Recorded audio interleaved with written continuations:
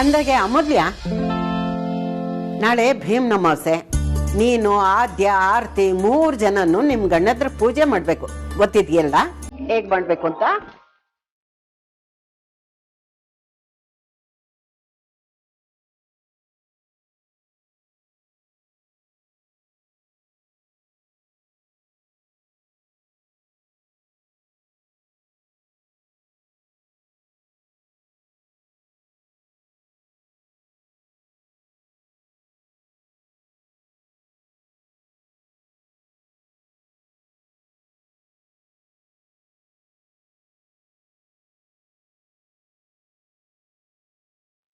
ಹಾ ಅಜ್ಜಿ, ನೆನ್ಪಿದೆ. ಹಾಗಾದ್ರೆ ಸರಿನಮ್ಮ. ವೇದ, ವಿಕ್ಕಿ, ನಾಳೆ ನೀವಿಬ್ರು ಎಲ್ಲೂ ಹೋಗ್ಬೇಡಿ, ಮನೆಯಲ್ಲೇ ಇರ್ಬೇಕು. ಅಜ್ಜಿ, ಹೋದ್ರೆ ಅವ್ರಿಗೆ ನಷ್ಟ, ನಮ್ಗೇನಲ್ವಲ್ಲ. ನೋಡಿ ನದ್ನಿ, ನಾಳೆ ಭೀಮನ ಅಮಾವಾಸ್ಯೆ. ಭೀಮನ ಅಮಾವಾಸ್ಯೆ ಒಂದು ಶ್ರೇಷ್ಠವಾದ ಹಬ್ಬ. ನೀವು ನಮ್ಗೆ ಹೋಗ್ರಿ ಬನ್ರಿ ಅಂತ ಕರಿಬೇಕು. ಪೂಜೆ ಮಾಡಿ ನಮ್ ಕಾಲಕ್ಕೆ ಬಿದ್ದು ಆಶೀರ್ವಾದ ತಗೊಳ್ಬೇಕು. ನಾಳೆ ಫುಲ್ ಡೇ ನಮ್ ಹೆಂಡತಿದಿರೋ ನಮ್ ಸೇವೆ ಮಾಡ್ಬೇಕು. ನಿಮ್ ಎಕ್ಸ್ಪೆಕ್ಟೇಷನ್ ಅರ್ಥ ಆಯ್ತು ಬಿಡಿ ಬಾಬಾ. ಹೋದ್ ವರ್ಷ ಪೂಜೆ ಮಾಡ್ದಂಗೆ ಈ ವರ್ಷನೂ ಪೂಜೆ ಮಾಡಿದ್ರಾಯ್ತು ಬಿಡಿ. ಹಾಗೆಲ್ಲ ಮಾಡೋ ಹಾಗಿಲ್ಲ, ಶ್ರದ್ಧೆಯಿಂದ ಭಕ್ತಿಯಿಂದ ಮಾಡ್ಬೇಕು. ಆಯ್ತು ಬಿಡಿ ಬಾಬಾ, ನಿಮ್ಗೆ ಕಾಲಿಗೆ ಬೀಳ್ಸ್ಕೊಳ್ಬೇಕು ಅಂತ ತುಂಬಾ ಆಸೆ ಇದೆ. ವರ್ಷದಲ್ಲಿ ಒಂದ್ಸತಿ ಅಲ್ವಾ, ಕಾಲಿಗೆ ಬಿದ್ರೆ ಏನ್ ಸೊಂಟ ನಾವು ಬರಲ್ಲ. ನಾವು ಕಾಲಿಗೆ ಬಿದ್ದು ನಮಸ್ಕಾರ ಮಾಡ್ತೀವಿ, ನೀವು ದೊಡ್ಡ ಮನ್ಸ್ ಮಾಡಿ ಆಶೀರ್ವಾದ ಮಾಡ್ತೀವಿ. ನೀವು ಹೆಣ್ಮಕ್ಳು ಗಂಡಂದ್ರ ಮುಂದೆ ಸಮಾನತೆ ರೌಡಿಸಂ ಮಾಡ್ಕೊಂಡು ವರ್ಷ ಪೂರ್ತಿ ಓಡಾಡಿದ್ರು ನಾಳೆ ದಿನ ನಮ್ ಕಾಲಿಗೆ ಬೀಳ್ಲೇಬೇಕು.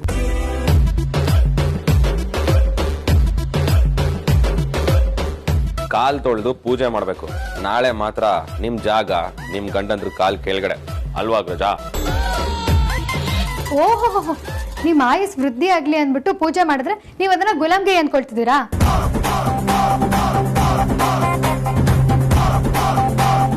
ಒಂದು ಮಾತು ನೆನ್ಪಿಟ್ಕೊಳ್ಳಿ ಬಾಬಾ, ಹೆಣ್ಣು ಮನ್ಸ್ ಮಾಡಿದ್ರೆ ಏನ್ ಬೇಕಿದ್ರು ಮಾಡ್ತಾಳೆ. ಮಾತ್ರ ಮೂರ್ತಿನೋಳೆ, ಕಲ್ಪ ಬಲ್ಲಿನೋಳೆ.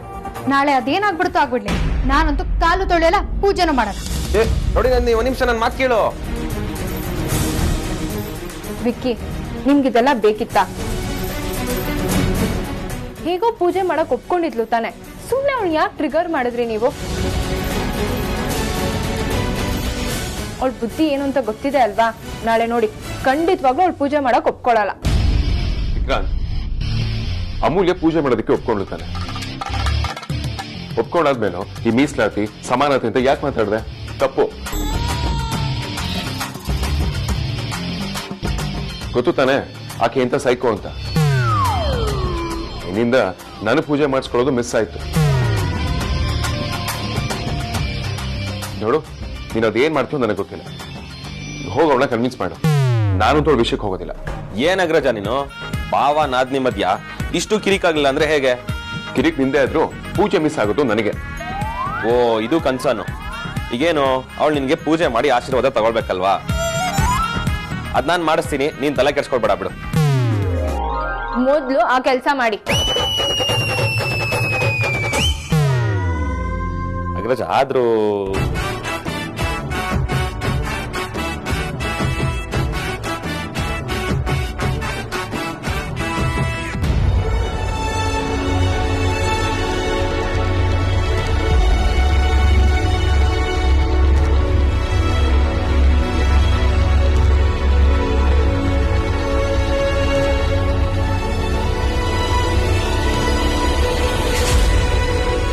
ಟ್ಯಾಬ್ಲೆಟ್ ಕೊಟ್ರೆ ನುಂಗಲ್ಲ.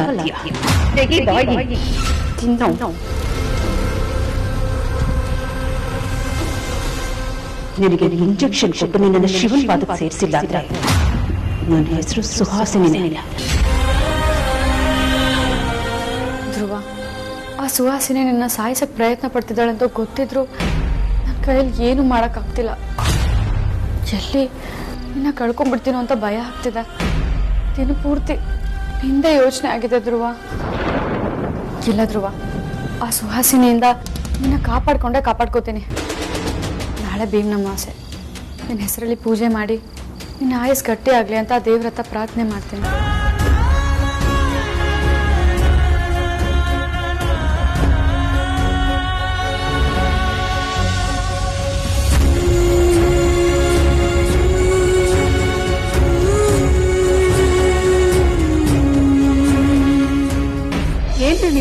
ನನ್ನ ಮೇಲೆ ಹಾಗೆ ಸಾಧಿಸ್ತಿದ್ದೀರೋ ಹೇಗೆ? ನಾನು ಮಾಡ್ತೀನಿ ಅಂತ ನೀವು ಮಾಡ್ತೀನಿ ಅಂತ ನಾನು, ಹೀಗೆ ಸಾಕ್ತಾ ಹೋದ್ರೆ ಸಂಸಾರ ಸುಖವಾಗಿರೋದು ಹೇಗೆ? ಈಗಂತದ್ದು ಏನಾಯ್ತು ಅಂತ ಹೀಗೆ ಹೇಳ್ತಾ ಇದೆಯಾ ಪ್ರೇ? ನಾನು ನಿಮಗೆ ಮೊದಲೇ ಹೇಳಿದ್ದೆ ತಾನೆ, ನಾಳೆ ಒಂದಿನ ಡ್ಯೂಟಿಗೆ ಹೋಗ್ಬೇಡಿ, ರಜಾ ಹಾಕಿ ಅಂತ. ಮತ್ ಯಾಕ್ರಿ ಬರ್ತೀನಿ ಅಂತ ಒಪ್ಕೊಂಡಿದ್ದೀರಿ? ವರ್ಷ ಪೂರ್ತಿ ಕೆಲಸ ಮಾಡ್ತೀರಾ, ನಾಳೆ ಒಂದಿನ ಹೋಗದಿದ್ರೆ ಏನ್ ಕಳ್ಕೊತೀರಾ? ಅಥವಾ ನಮ್ಮ ಏಜೆನ್ಸಿ ಏನಾದ್ರೂ ಮುಳುಗ್ ಹೋಗ್ಬಿಡತ್ತಾ? ನಾನು ನನ್ನ ಮಾತು ಅಂದ್ರೆ ನಿಮಗ್ ಲೆಕ್ಕಕ್ಕೆ ಇಲ್ಲ ಅಲ್ವಾ? ನೀನು ರಜೆ ಮಾಡು ಅಂದ ತಕ್ಷಣ ಮಾಡೋದಕ್ಕಾಗೋದಿಲ್ಲ, ಅಲ್ಲಿ ಪರಿಸ್ಥಿತಿಗಳ ಬಗ್ಗೆ ಯೋಚನೆ ಮಾಡ್ಬೇಕಲ್ವಾ? ನಾಳೆ ಭೀಮ್ ನಮಾಸೆ ಇದೆ ಅಂತ ನಿಮಗ್ ಗೊತ್ತಿಲ್ವಾ? ಅಯ್ಯೋ ಗೊತ್ತು ಪರಿ, ಆದ್ರೆ ಏನ್ ಮಾಡೋದು? ನಮ್ ಡೇ ಡ್ಯೂಟಿ ಶಿವಣ್ಣನ ಹೆಂಡತಿ ನಾಳೆ ಭೀಮ್ ಅಮಾವಾಸ್ಯೆ, ನಿಮ್ ಪಾತ್ ಪೂಜೆ ಮಾಡ್ಬೇಕು, ಕೆಲ್ಸಕ್ಕೆ ಹೋಗ್ಬೇಡಿ, ಮನೆಯಲ್ಲ ಇರಿ ಅಂತ ಹೇಳದ್ಲಂತೆ. ಅದಕ್ಕೆ ಶಿವಣ್ಣ ನನಗೆ ಕೇಳ್ಕೊಂಡ. ನಾನು ಇಲ್ಲ ಅಂತ ಹೇಳೋದಕ್ಕಾಗದೆ ಸರಿ ಡ್ಯೂಟಿ ಮುಂದುವರಿಸ್ತೀನಿ ಅಂತ ಹೇಳಿದೆ. ಅಲ್ಲ ರೀ, ಶಿವಣ್ಣನ ಹೆಂಡತಿ ಶಿವಣ್ಣನಿಗೆ ಪಾದ ಪೂಜೆ ಮಾಡ್ತಾಳೆ ಅಂತ ಗೊತ್ತಾದ್ಮೇಲೆ ನಿಮ್ಮ ಹೆಂಡತಿ ನಿಮ್ ಪಾದಕ್ಕೆ ಪೂಜೆ ಮಾಡ್ತಾಳೆ ಅನ್ನೋದು ನೆನಪರ್ಲಿಲ್ವಾ? ಯಾಕ್ರಿ ಪ್ರತಿ ವರ್ಷ ಮಾಡೋದು ಮರ್ತು ಹೋಯ್ತಾ? ಭೀಮ್ ಅಮಾವಾಸ್ಯೆ ಬರೋದು ವರ್ಷಕ್ಕೆ ಒಂದೇ ಸಲ, ನಾನ್ ನಿಮಗ್ ಪಾದ ಪೂಜೆ ಮಾಡೋದು ಬೇಡವಾ? ಕ್ಷಮಿಸು ಪರಿ, ನೀನ್ ಪಾತ್ ಪೂಜೆ ಮಾಡ್ತೀಯ ಅನ್ನೋದು ನನ್ನ ನೆನಪಿಗೆ ಬರಲಿಲ್ಲ. ಅವನೇನೋ ಕೇಳ್ಕೊಂಡ, ಇಲ್ಲ ಅನ್ನೋದಕ್ಕಾಗದೆ ಒಪ್ಕೊಂಬಿಟ್ಟೆ. ಈಗ ಅವನಿಗೆ ಫೋನ್ ಮಾಡಿ ಆಗಲ್ಲ ಅಂತ ಹೇಳ್ತೀನಿ. ನೋಡ್ರಿ, ನೀವೇನ್ ಮಾಡ್ತಿರೋ ನನಗೆ ಗೊತ್ತಿಲ್ಲ. ನಾಳೆ ನೀವ್ ಮನೇಲಿ ಇರ್ಬೇಕಷ್ಟೆ. ಸಾಯುವಾಗ ಮುತ್ತೈದೆಯಾಗಿ ಸಾಯ್ಬೇಕು ಅನ್ನೋದು ನನ್ನ ಆಸೆ. ಅದಕ್ಕೆ ನೀವು ನಾಳೆ ಮನೇಲಿ ಇರ್ತೀರಿ ಅಷ್ಟೇ. ಹಾಗೆಲ್ಲ ಮಾತಾಡ್ಬೇಡ ಪರಿ, ನನಗೆ ಇಷ್ಟ ಆಗೋದಿಲ್ಲ.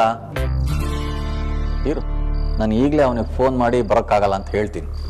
ಮೊದಲು ಆ ಕೆಲಸ ಮಾಡಿ ಹೊರಡಿ.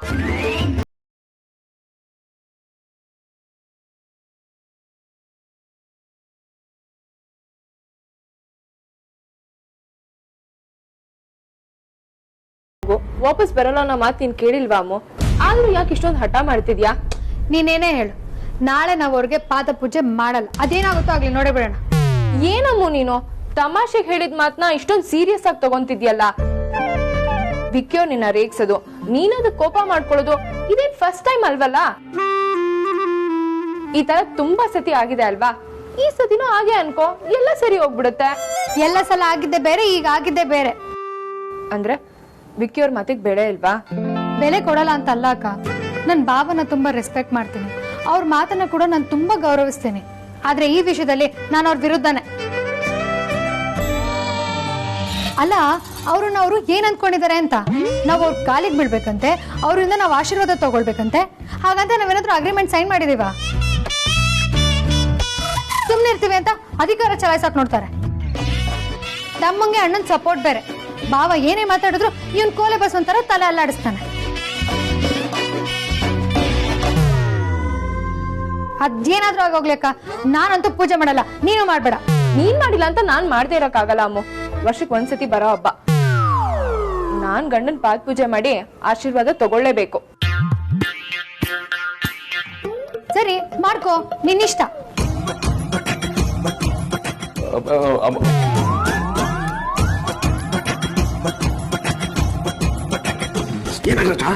ಎಲ್ಲೋಗ್ತಿದ್ಯಾ? ರೊಚ್ಚಿಗೆ ಎಬ್ಬರಿಸಿದೆಯಲ್ಲಪ್ಪ, ಸಮಾಧಾನ ಮಾಡ್ಬೇಕು ತಾನೆ, ಅದಕ್ಕೆ ಹೋಗ್ತೀನಿ. ನೀನ್ ನನಗ್ ಸಮಾಧಾನ ಮಾಡಕ್ ಹೇಳಿ ಇವಾಗ ನೀನೇ ಸಮಾಧಾನ ಮಾಡಕ್ ಹೋಗ್ತಿದ್ಯಾ? ನೀನಂತೂ ಹೋಗೋದಿಲ್ವಲ್ಲ, ನಾನು ಹೋಗ್ಲೇಬೇಕು. ಯಾಕೆ ಹೇಳು?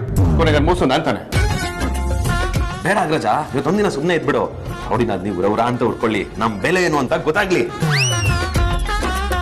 ಭೀಮ್ ಅಮಾವಾಸ್ಯೆ ದಿನ ನಾನು ಡಿವೋರ್ಸ್ ಕೊಡ್ಸ್ಬೇಕು ಅನ್ಕೊಂಡಿದ್ಯಾ? ರಜಾ, ನೀನು ಬರೀ ನಿನ್ ಬಗ್ಗೆ ಮಾತ್ರ ಯೋಚನೆ ಮಾಡ್ತಿದ್ಯಾ. ನೀನು ಬರೀ ಅಮೂಲ್ಯನ್ ಗಂಡ ಅಲ್ಲ, ಎಲ್ಲಾ ಗಂಡಂದ್ರು ಪ್ರತಿನಿಧಿ. ನೀನ್ ಇವಾಗ ಅಮೂಲ್ಯನ್ ಮುಂದೆ ಸೋತ್ ಬಿಟ್ರೆ ಜಗತ್ತಲ್ಲಿರೋ ಎಲ್ಲಾ ಗಂಡಸರು ಅವ್ರ ಹೆಂಡತಿದಿರ್ ಮುಂದೆ ಸೋತಾಗ್ಬಿಡುತ್ತೆ. ಅದಕ್ಕೆ ಇವತ್ತೊಂದಿನ ಸುಮ್ಮನೆ ಇದ್ಬಿಡು. ನಾಳೆ ನಿನ್ ಕಾಲಕ್ಕೆ ಬಿದ್ದು ಅವಳು ಪೂಜೆ ಎಲ್ಲ ಮಾಡಾದ್ಮೇಲೆ ಸಮಾಧಾನ ಸಂಧಾನ ಎಲ್ಲ ಮಾಡು. ನಾನ್ಸೆನ್ಸ್.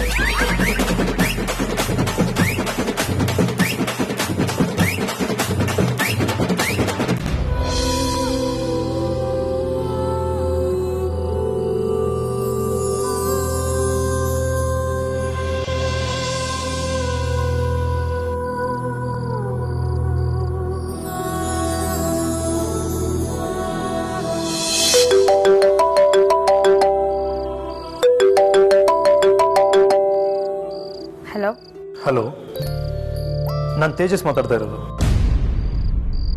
ಹೇಗಿದ್ದೀರಾ?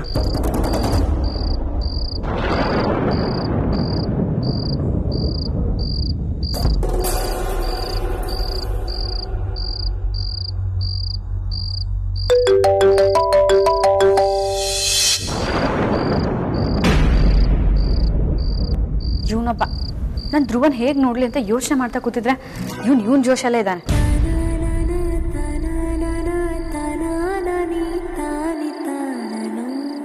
ತಗೊಳ್ಳೆ, ನಿನ್ ಜೊತೆ ಮಾತಾಡ್ಬೇಕಂತ. ಯಾರೇ? ಅದೇ ನಿಮ್ಮವರು ಭಾವಿ ಬಾಬಾ. ಏನಂತೆ? ಅದನ್ನ ನೀನೇ ಕೇಳ್ಬೇಕು, ನಾನ್ ಕೇಳಕ್ಕಾಗಲ್ಲಲ್ವಾ?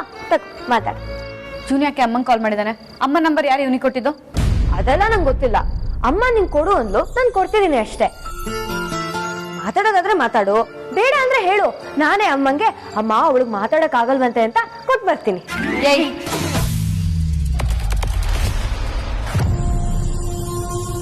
ಹಲೋ. ಸಾರಿ ಅದಿತಿ, ನಿಮ್ ಫೋನ್ ಡಿಸ್ಕನೆಕ್ಟ್ ಆಯ್ತು, ಅದಕ್ಕೆ ಅತ್ತೆ ಫೋನಿಗೆ ಮಾಡಿದೆ. Hello, excuse me. ನಮ್ಗಿನ್ನ ಮದ್ವೆ ಆಗಿಲ್ಲ. ಮದ್ವೆಗಿಂತ ಮುಂಚೆನೆ ನಮ್ಮ ಅಮ್ಮಂಗೆ ಅತ್ತೆ ಅಂತ ಕರೆಯೋದು ನಂಗೆ ಇಷ್ಟ ಇಲ್ಲ.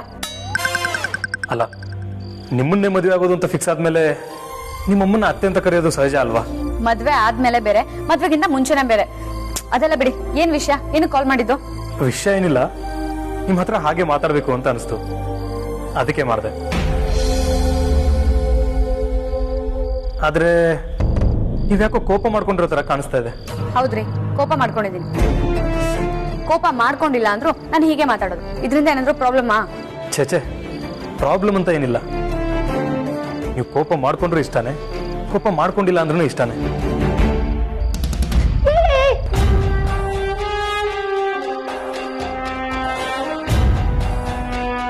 ಓ ಹೌದಾ, ತುಂಬಾ ಸಂತೋಷ. ಏನ್ ವಿಷಯ ಅಂತ ಬೇಗ ಹೇಳಿ, ನಂಗೆ ಕೆಲಸ ಇದೆ. ನಿಮ್ಮನ್ನ ತುಂಬಾ ನೋಡ್ಬೇಕು ಅನಿಸ್ತಾ ಇತ್ತು, ಅದಕ್ಕೆ ನಾಳೆ ನಿಮ್ ಮನೆಗೆ ಬರೋಣ ಅನ್ಕೊಂಡಿದೀನಿ. ನಿಮಗೆ ಅನಿಸ್ತಿದೆ, ಆದ್ರೆ ನಂಗೆ ಅನಿಸ್ತಿಲ್ಲ. ಯಾಕೆ? ನಾನೇನು ಪ್ರದರ್ಶನಕ್ಕಿಟ್ಟಿರೋ ಬೊಂಬೆ ಅಲ್ಲ, ಬೇಕಾದಾಗ ನೋಡ್ಕೊಂಡು ಹೋಗೋಕೆ. ಅಂದ್ರೆ ನೀವು ಬರೋದೇನ್ ಬೇಕಾಗಿಲ್ಲ. ನಾಳೆ ನಂಗೆ ಕೆಲಸ ಇದೆ, ನಾನು ಮನೇಲಿ ಇರಲ್ಲ. ಮತ್ತೆ ಅತ್ತೆ ನಾಳೆ ಬಾ ಅಂತ ಹೇಳಿದ್ರು. ಅವನ್ನೇ ಬಂದು ನೋಡ್ಕೊಂಡು ಹೋಗಿ, ನಾನ್ ಮಾತ್ರ ಮನೇಲಿ ಇರಲ್ಲ ಅಷ್ಟೇ. ಇನ್ಮೇಲೆ ಫೋನ್ ಮಾಡಿದ್ರೆ ನಾನು ರಿಸೀವ್ ಮಾಡಲ್ಲ, ಇದೇ ಲಾಸ್ಟ್ ಅಂತ ಅನ್ಕೊಂಡ್ಬಿಡ್ತೀನಿ.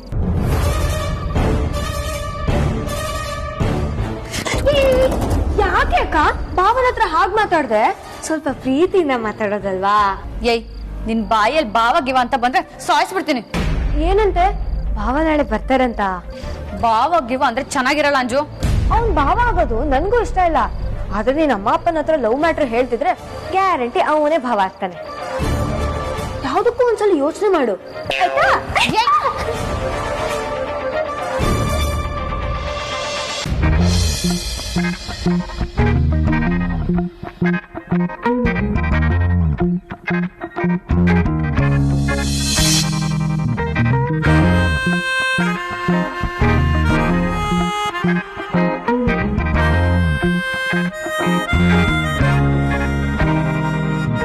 ಅಗ್ರಜ,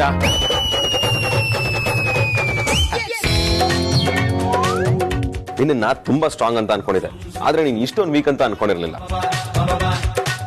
ನೋಡು, ಜಗತ್ತಲ್ಲಿ ಯಾರ ಮುಂದೆನಾದ್ರೂ ಸೋಲಪ್ಕೊ, ಆದ್ರೆ ಹೆಂಡತಿದಿರ್ ಮುಂದೆ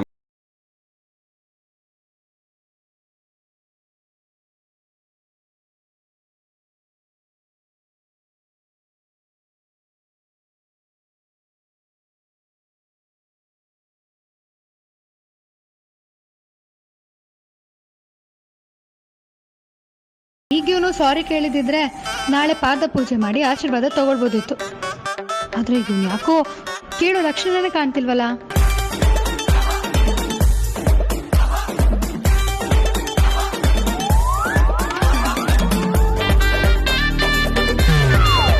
ವಿಕ್ರಾಂತ್ ಹೇಳ್ದಾಗೆ ಕೇಳೋದಿಕ್ಕಾಗಲ್ಲ. ಬಜಾರಿ ಮೊದಲೇ ಕೋಪದಲ್ಲಿದ್ದಾಳೆ, ಈಗ ಮಾತಾಡ್ಸಿಲ್ಲ ಅಂದ್ರೆ ಇನ್ನೂ ಕೋಪ ಮಾಡ್ಕೋತಾಳೆ. ಈಗೋ ಬಿಟ್ಟು ಸಾರಿ ಕೇಳೋದು ಒಳ್ಳೇದು. ಅಲ್ಲಿಗೆ ಅಟ್ಲೀಸ್ಟ್ ಹ್ಯಾಪಿ ಎಂಡಿಂಗ್ ಆದ್ರೂ ಆಗುತ್ತೆ, ಇಲ್ಲ ಅಂದ್ರೆ ಟ್ರಾಜಿಡಿನೇ.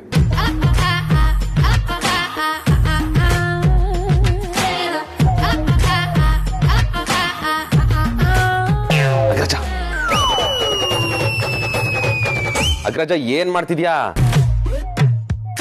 ಇದು ನಮ್ಮಿಬ್ರು ಮಾನ ಮರ್ಯಾದೆ ಪ್ರಶ್ನೆ, ಸ್ವಲ್ಪ ಯೋಚನೆ ಮಾಡು.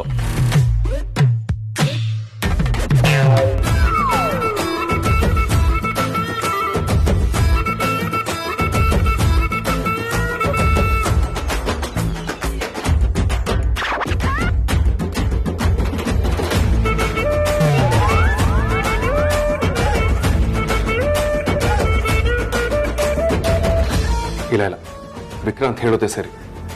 ಇವತ್ತೊಂದಿನ ಗಟ್ಟಿ ಮನ್ಸು ಮಾಡಿಕೊಂಡು ಸಾರಿ ಕೇಳಿದೆ ಸೈಲೆಂಟ್ ಆಗಿರ್ಬೇಕು. ಇಲ್ಲ ಅಂದ್ರೆ ಇವಳು ಮುಂದೆ 100% ಡಮ್ಮಿ ಆಗ್ಬಿಡ್ತೀನಿ.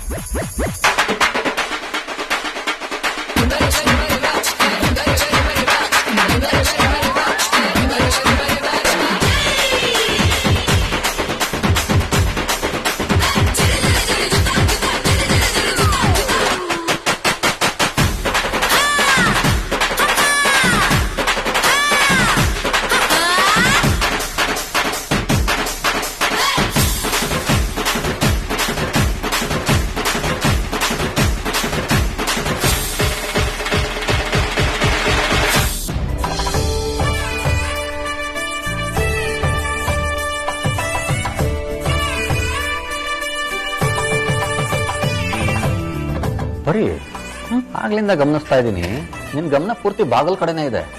ಯಾರಾದ್ರೂ ಬರೋರಿದಾರಾ? ಅಳಿಯಂದ್ರು ಬರ್ತಾರೆ ಅಂತ ಹೇಳಿದಾರ್ರಿ. ಅಳಿಯಂದ್ರ ವಿಕ್ಕಿನವೇದ ಅಂತ? ಅಲ್ಲಪ್ಪ, ಹೊಸ ಅಳಿಯಂದ್ರು ಬರ್ತೀನಿ ಅಂತ ಹೇಳಿದ್ದಾರೆ. ಹೊಸ ಅಳಿಯಂದ್ರ ಯಾರು? ಡಾಕ್ಟರ್ ತೇಜಸ್ ಬರ್ತಾರೆ.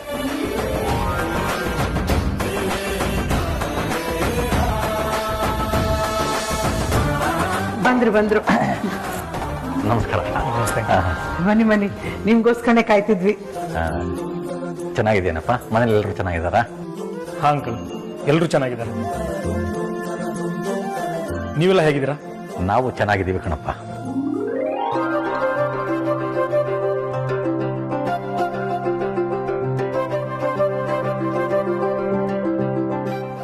ಏನ್ ಹುಡುಕ್ತಾ ಇದೆಯಪ್ಪ? ಅದು ಅಂಕಲ್ ಅದಿತಿ ಅವರು. ಅದಿತಿನಾ? ಒಳಗಡೆ ಇದ್ದಾಳೆ. ಇರಿ ಒಂದ್ ನಿಮಿಷ. ಅದಿತಿ, ಇಲ್ಲಿ ನೋಡಿ ಯಾರು ಬಂದಿದ್ದಾರೆ ಅಂತ.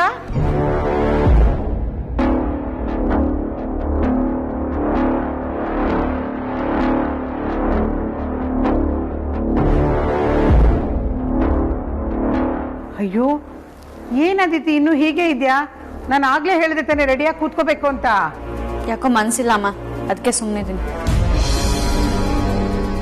ಅಯ್ಯೋ, ಮನ್ಸಿಲ್ಲ ಅಂದ್ರೆ ಹೇಗದಿತಿ? ನೋಡು, ತೇಜಸ್ ಅವ್ರು ಬಂದಿದ್ದಾರೆ. ನೀನ್ ಅವ್ರ ಕಾಲ್ ತೊಳೆದು ಪೂಜೆ ಮಾಡ್ಬೇಕು. ಹೋಗ್ಬಮ್ಮ. ಪೂಜೆನಾ?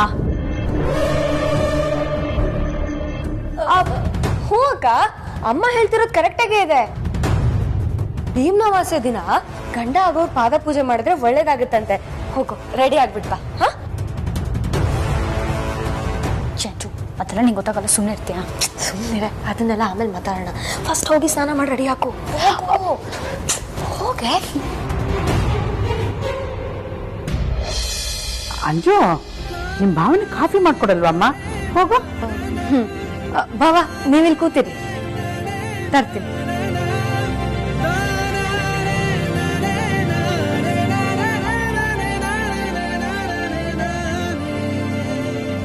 ದುರಾದೃಷ್ಟವೇನೆಂದರೆ ಅವನು ಆಧ್ಯಾತ್ಮಿಕವಾಗಿಯೂ ಕುರುಡ. ಧರ್ಮದ ವಿಷಯದಲ್ಲಿ ಅಮ್ಮ, ಯಾಕೆ ಅಷ್ಟೊಂದು ಹತ್ರದಿಂದ ಓದ್ತಿದ್ದೀರಾ?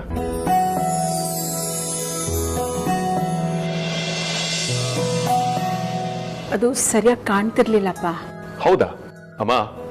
ಹಾಗಾದ್ರೆ ನಿಮ್ಗೆ ಕನ್ನಡಕದ ಅವಶ್ಯಕತೆ ಇದೆ ಅನಿಸ್ತದೆ.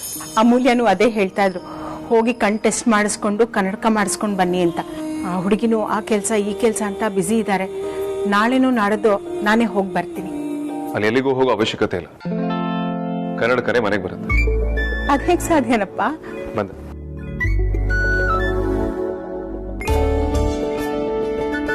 ಬನ್ನಿ. ಇದು ಹೊಸ ಲೆನ್ಸ್ ಕಾರ್ಟಿಯರ್. ಇದು ನಿಮ್ಮ ಮುಖನ ಅನಲೈಸ್ ಮಾಡಿ ನಿಮಗೆ ಬೇಕಾಗಿರೋ ಐ ಗ್ಲಾಸಸ್, ಸನ್ ಗ್ಲಾಸಸ್ ನ ರೆಕಮೆಂಡ್ ಮಾಡುತ್ತೆ. ನಿಮಗೆ ಬೇಕಾಗಿರೋ ಕಲರ್, ಸೈಜ್, ಶೇಪ್ ಎಲ್ಲವೂ ಇದ್ರಲ್ಲಿ ಸಿಗುತ್ತೆ. ಎಲ್ಲರ ಪರ್ಸನಾಲಿಟೀಸ್ಗೂ ಮ್ಯಾಚ್ ಆಗುವಂತ ಡಿಸೈನ್ಸ್ ಗಳು ಇದರಲ್ಲಿದೆ. ಲೆನ್ಸ್ ಕಾರ್ಡ್ ಆಪ್ ನ ಡೌನ್ಲೋಡ್ ಮಾಡ್ಕೊಳ್ಳಿ. AR ಫೀಚರ್ಸ್ ನ ಉಪಯೋಗಿಸಿ. ಇನ್ ಮುಂದೆ ನೀವು ಗ್ಲಾಸ್ ತಗೊಳ್ಳೋದಕ್ಕೆ ಎಲ್ಲೂ ಹೊರಗಡೆ ಹೋಗೋ ಅವಶ್ಯಕತೆ ಇಲ್ಲ. ನಿಮಗೆ ಬೇಕಾಗಿರೋ ಸನ್ ಗ್ಲಾಸಸ್, ಐ ಗ್ಲಾಸಸ್ ಮನೆಗೆ ಬಂದು ಡೆಲಿವರ್ ಆಗುತ್ತೆ. ನನ್ನ ಹತ್ರ ಲೆನ್ಸ್ ಕಾರ್ಡ್ ಗೋಲ್ಡ್ ಮೆಂಬರ್ಶಿಪ್ ಇದೆ. ಇಡೀ ವರ್ಷ by one get one offer ಕೂಡ ಇದೆ. ಇವನ್ ಪ್ರೋಗ್ರೆಸಿವ್ ಗ್ಲಾಸಸ್. ಅರೆ, ಕನ್ನಡಕ ತಗೊಳ್ಳೋದು ಎಷ್ಟು ಸುಲಭ ಅಲ್ವಾ ಈಗ? ಹೌದು, ಬನ್ನಿ ನಿಮಗೆ ಯಾವ ತರ ಗ್ಲಾಸ್ ಸೂಟ್ ಆಗುತ್ತೆ ಅನ್ನೋದನ್ನ ಟ್ರೈ ಮಾಡೋಣ.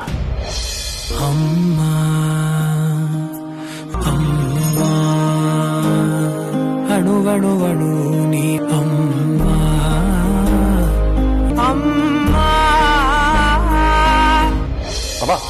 ಇದು ನಿಮಗೆ ತುಂಬಾ ಚೆನ್ನಾಗಿ ಸೂಟ್ ಆಗುತ್ತೆ. ಹೌದಪ್ಪ, ತುಂಬಾ ಚೆನ್ನಾಗಿದೆ. ಹೊರಗೆ ಹೋಗಿ ಕೊಂಡ್ಕೊಳ್ಳೋದನ್ನ ತಪ್ಪಿಸ್ಬಿಟ್ಟೆ. Thank you.